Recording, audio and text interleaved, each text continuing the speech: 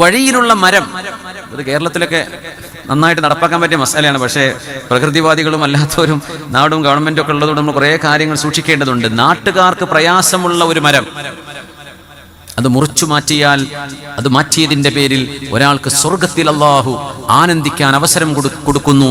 ഒരു മനുഷ്യൻ അല്ലാഹു സ്വർഗപ്രവേശനം നൽകുന്നു.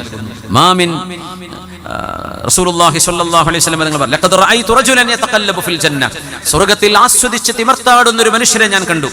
എന്താണ് ചെയ്ത വലിയ കാര്യം? നിസ്കരിച്ചിട്ടുണ്ട്, നോമ്പെടുത്തിട്ടുണ്ട്, ഹറാമൊന്നും ചെയ്തിട്ടില്ല. പിന്നെ അയാൾ ഏറെ ചെയ്ത ഒരു നന്മ എന്ന് പറയുന്നത് ഫീ ഷജറത്തിൻ ഖതഅഹാ മിൻ ദുഹരി ത്വരീഖ്, ജനങ്ങൾ പോകുന്ന വഴിയിൽ തടസ്സമാകുന്ന വിധം ഒരു മരമുണ്ടായിരുന്നു. ആ മരം അദ്ദേഹം മുറിച്ചു കളഞ്ഞു. കാനത് തുഅ്ദിന്നാസ്, വണ്ടികളുടെ ദേഹത്ത് തട്ടും, ആളുകൾക്ക് പ്രയാസം ഉണ്ടാവും, തലയിലേക്ക് കൊമ്പ് മുറിഞ്ഞു വീഴും, ജനങ്ങൾക്ക് അപകടം വരുത്തുന്ന വിധം നിന്നിരുന്നൊരു മരം വഴിയിൽ നിന്ന് മുറിച്ചു മാറ്റിയതിന്റെ പേരിൽ അല്ലാഹു സ്വർഗം കൊടുത്തു എന്ന് റസൂലുള്ളാഹി സ്വല്ലല്ലാഹു അലൈഹി വസല്ലം. ഈ ഹദീസിനെ ഞാൻ ഒന്നുകൂടെ നമ്മുടെ നാട്ടിലേക്കൊന്ന് ചേർത്ത് വെക്കട്ടെ. വഴിയിൽ തടസ്സം നീക്കിയതിന് സ്വർഗമുണ്ട്.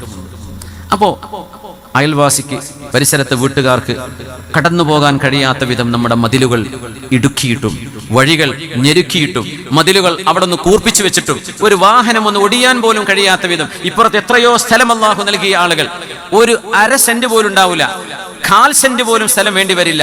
പൊതുജനങ്ങൾക്കും ആ വഴിയിലൂടെ കടന്നു പോകുന്നവർക്കും വാഹനത്തിന് പോലും ഒരതലും പിടിക്കലില്ലാണ്ട് ഒരു രോഗിക്കൊന്ന് ഈസിയിൽ കടന്നു പോകാൻ കഴിയാത്ത വിധം മതിലുകൾ കെട്ടി വഴികൾ ഇടുക്കി മനുഷ്യരുടെ മനസ്സുകളെ ഇടുക്കുന്ന ആളുകളുടെ ഈ പിശുക്കിന് എത്ര ശിക്ഷയായിരിക്കും അല്ലാഹു നൽകുന്നത്?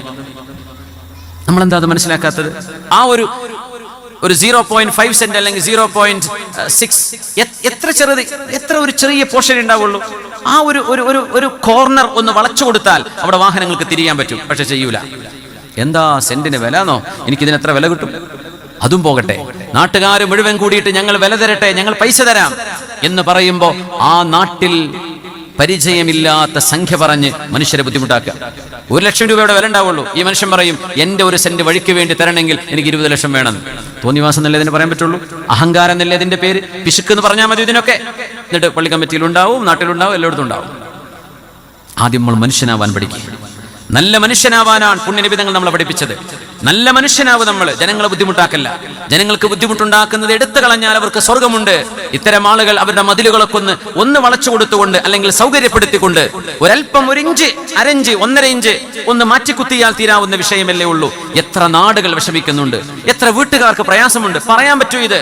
ആ വീട്ടുകാർ ചോദിച്ചാൽ പിന്നെ അവരോട് ഖിയാമം വരെ വീട്ടുകാർ പിന്നെ മിണ്ടൂല, പിന്നെ പിണക്കായി. ചോദിക്കാനും വയ്യ, ചോദിക്കാതിരിക്കാനും വയ്യ. കണ്ടറിഞ്ഞ് ജനങ്ങളുടെ പ്രയാസങ്ങൾ മാറ്റി കൊടുക്കേണ്ടവരല്ലയോ നമ്മൾ? എന്തേ ഇങ്ങനെ പിശുക്കന്മാരായി പോയത്?